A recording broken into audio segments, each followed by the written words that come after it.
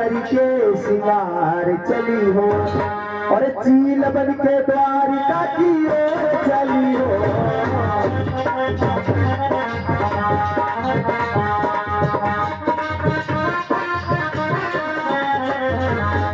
वो तो जा रही, वो तो जा रही, वो तो जा रही, सन सन सन सन सन सन सन सन सन, वो चित्ररेखा करके सिंगार चली हो, चील बन के द्वारिका की ओर चली हो।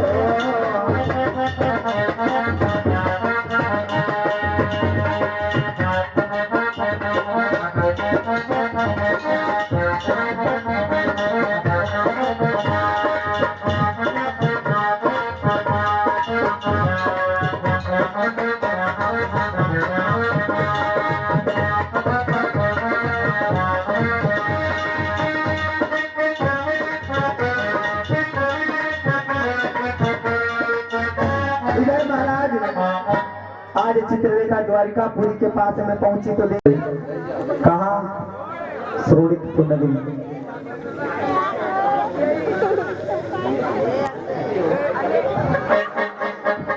सोते हुए अनिरुद्ध को महाराज चित्ररेखा लेकर के चली है उषा के महलों के लिए।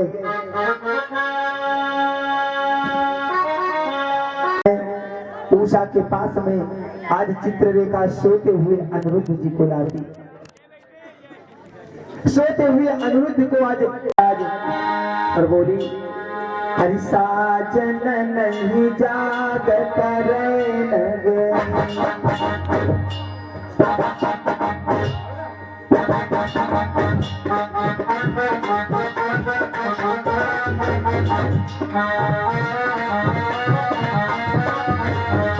प्रीतम नहीं जागत रहे।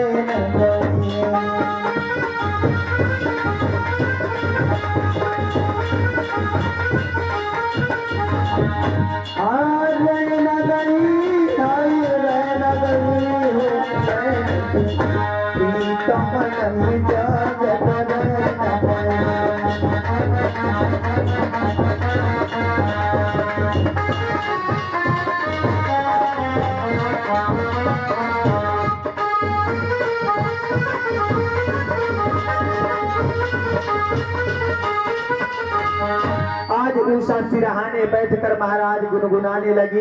इधर अनिरुद्ध जी के कानों में आवाज पड़ी, उठकर बैठ गए और जैसे ही देखा सामने उषा को,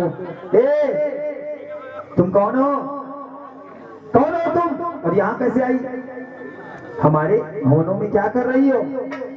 उषा के लिए आई था ना ज्यादा, ये तुम्हारा भवन है, ये तुम्हारा भवन है, ये हमारा भवन है। और जानते हो इस समय हो कहाँ? उषा अनिरुद्ध जिससे कली जानते हो कहाँ हो इस समय? अरे ये श्रोणितपुर राजधानी है और जिसमें 12 असुर रहते हैं।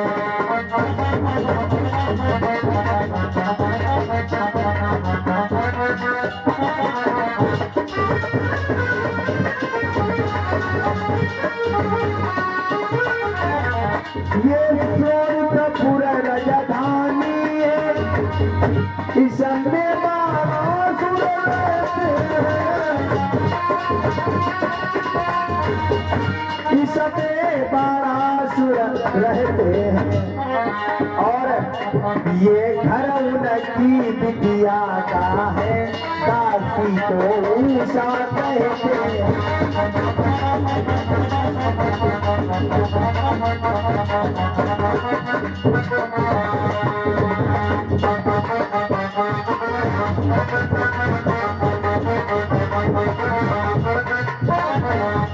उषा कहने लगी ये श्रोणितपुर राजधानी है और ये 12 असुर की नगरी है और मेरा नाम है उषा और मैंने अपनी सखी के द्वारा तुम्हें यहाँ बुलवाया है। अनिरुद्ध कहने लगे, अरे उषा तुम मुझसे इतना प्रेम करती हो? उषा ने कहा कि मैंने आपको स्वप्न में देखा और मैं आपसे प्रेम करने लगी, इसलिए मैंने अपनी सखी के द्वारा आपको यहाँ बुलवाया।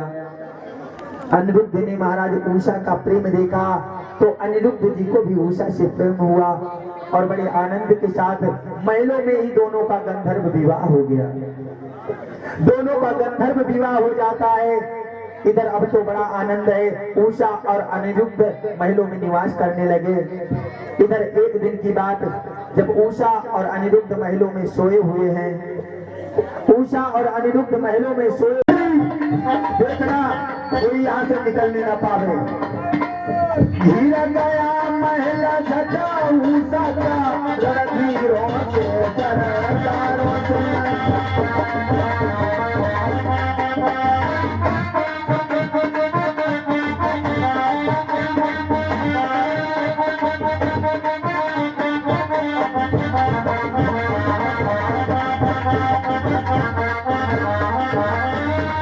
ममता का स्वागत होने लगा,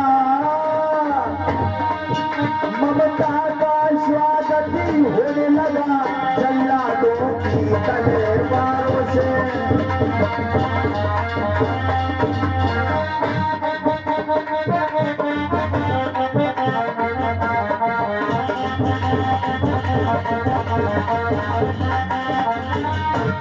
अरे मंत्री, कोई भी कूड़ कमीनी कमीना है।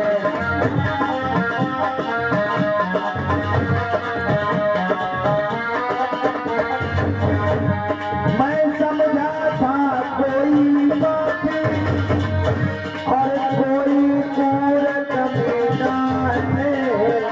और मंत्री, मेरी बिटिया अगर अंगूठी है तो साथ ही धरो नगीना।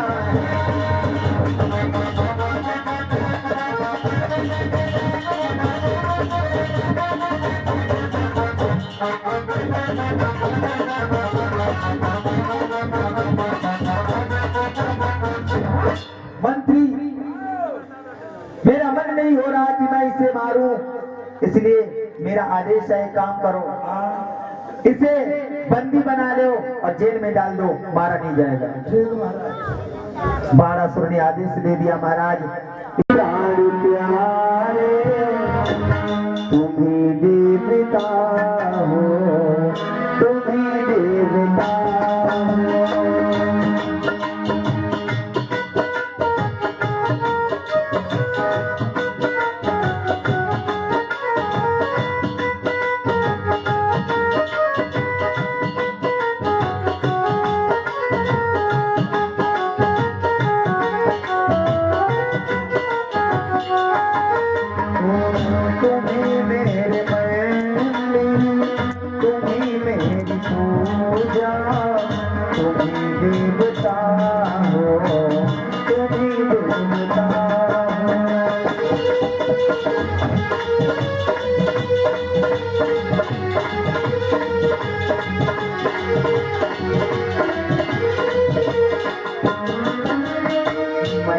मंदिर की हूँ पुजारी,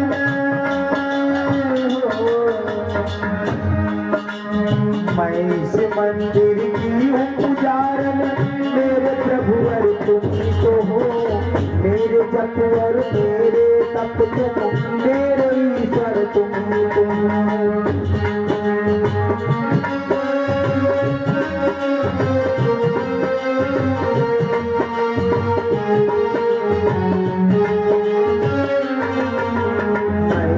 मंदिर की हूँ पुजारन,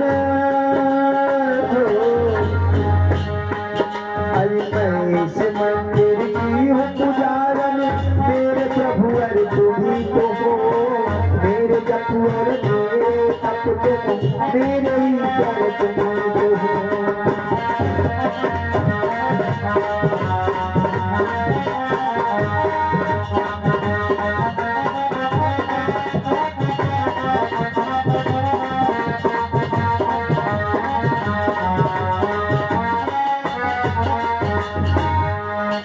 अरे स्वामी, तुम मुझे छोड़कर मत जाइए, अगर तुम जाओगे तो मैं भी इन महलों में नहीं रहूंगी, मैं भी तुम्हारे साथ। तुम कहने लगा, बाबा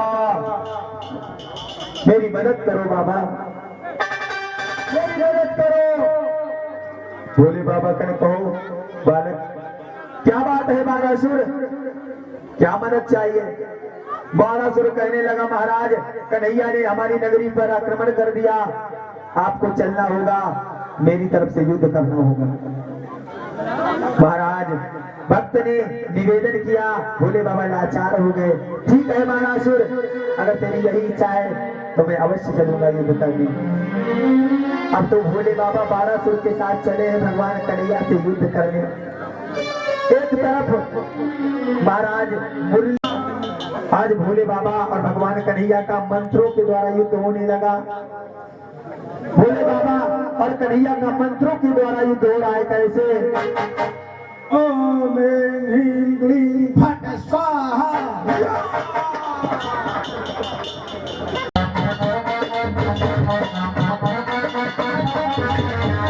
शंकर ने जब अपना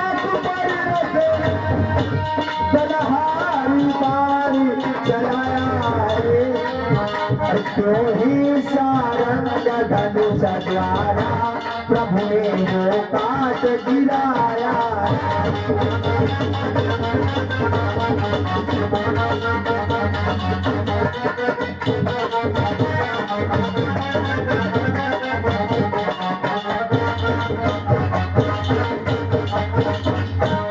आज भोले बाबा ने तलहारी बाण छोड़ा तो भगवान कन्हैया ने उस बाण को काट कर गिरा दिया। त्यों ही सारंग धनुष द्वारा प्रभु ने तो काट गिराया है। अब भोले बाबा ने क्या किया महाराज? भोले बाबा ने बाणों से जब वायु वेग संचार किया तो कृष्ण के सर पर शरणे बढ़कर सारे वायु का आहार किया। भगवान कन्हैया ने आज सर्प बाण छोड़कर वायु का आहार करवा दिया। इधर अब चला वहां से अग्नि बाण, अब चला वहां से अग्नि बाण, तो प्रभु ने जल बाण छोड़ा।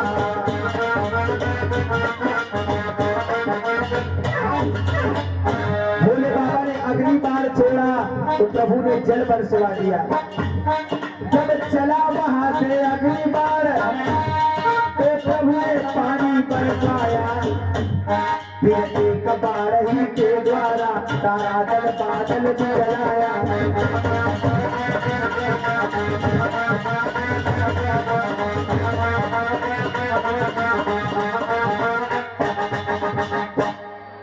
इधर भोले बाबा और भगवान कन्हैया का युद्ध बराबर चल रहा है। भोले बाबा ने भगवान कन्हैया से संकेत किया, ऐ मुरलीधर, अगर तुम्हें ये युद्ध जीतना है तो एक काम करो, पहले मुझे बेहोश कर दो, मुझे अचेत करो, तभी ये युद्ध जीत सकते हो। अब तो भगवान कन्हैया ने क्या किया कि आलस्य बाण के लगते ही सारा दल बादल बिछड़ाया।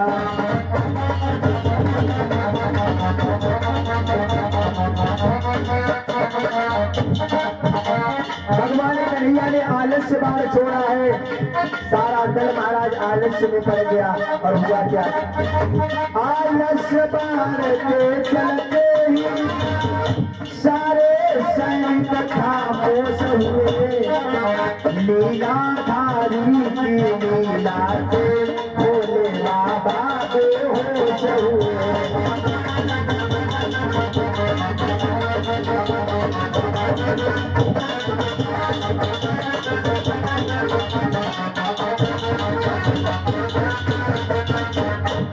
भोले बाबा को महाराज भगवान कन्हैया ने आलस्य बाण मारकर, अब तो बाणासुर, बाबा बाबा, अरे तुम ऐसा नहीं कर सकते बाबा, मुझे छोड़ के नहीं जा सकते।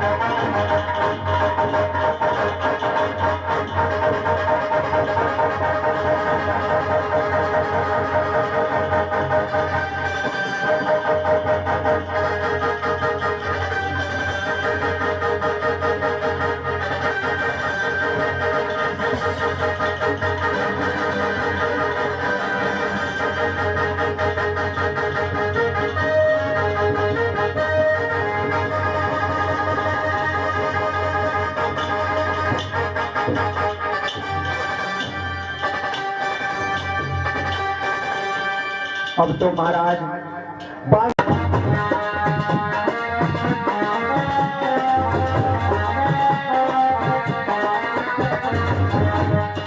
चार भुजाएं रहने दो, बाकी सब बाह चाट डालो।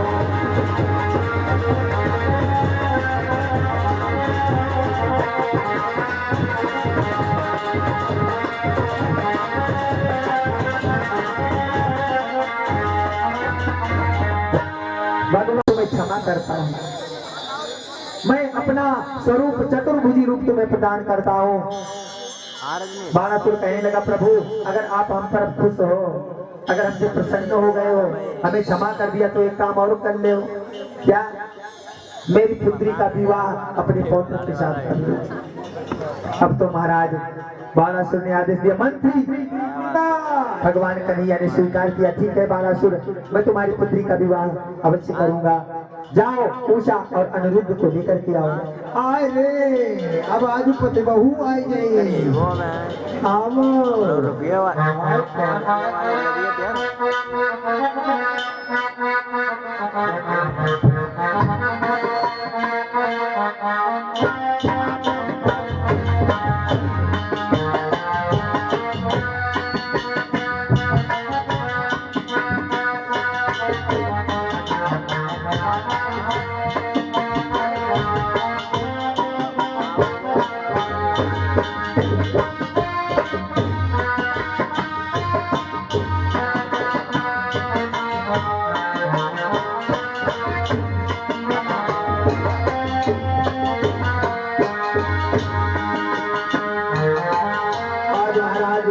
इधर उषा और अनिरुद्ध का पारिग्रह संस्कार बड़े आनंद के साथ बाणासुर के महलों में संपन्न होता है। बोले गोविंद भगवान की।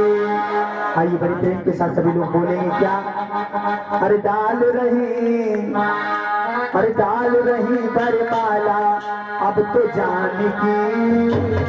सभी लोग बोलेंगे भगवान का नाम, दोनों हाथ ऊंचे करके एक बार, और जय बोलो सीताराम की।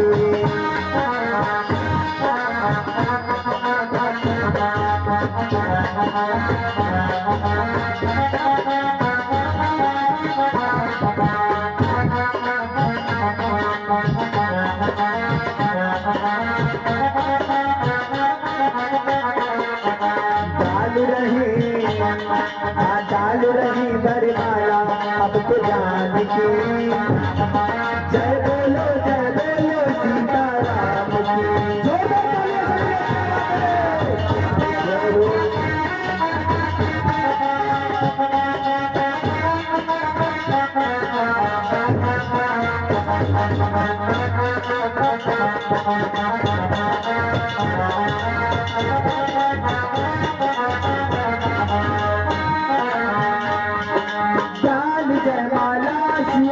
राम पाए हैं, आज सखियों ने भी मंगल गीत गाए हैं।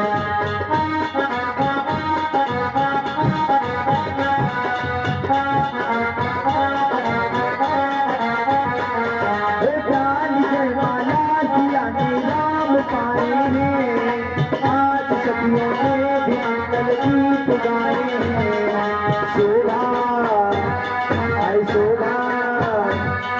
शोभा देखो इनके नाम की।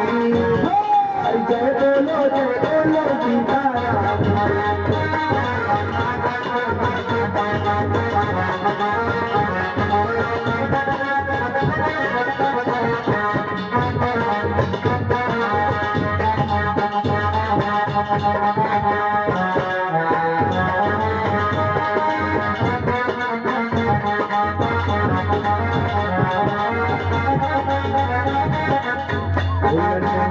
हुल्लड़ नहीं के बिहारी जी, दूर करो दुर्ग मेरा।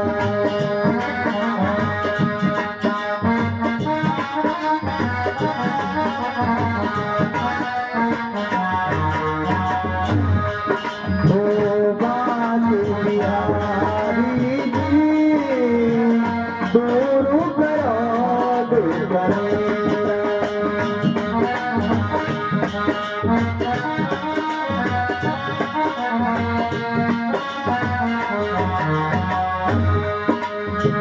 सुना है जो तेरे दर पे आए,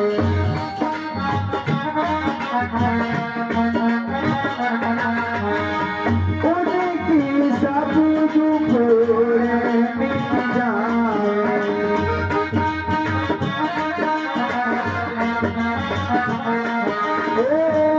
उनकी सब दुख मिट जाए।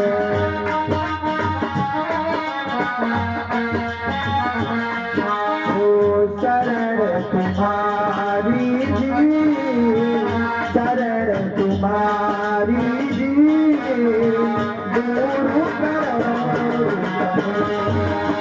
करो।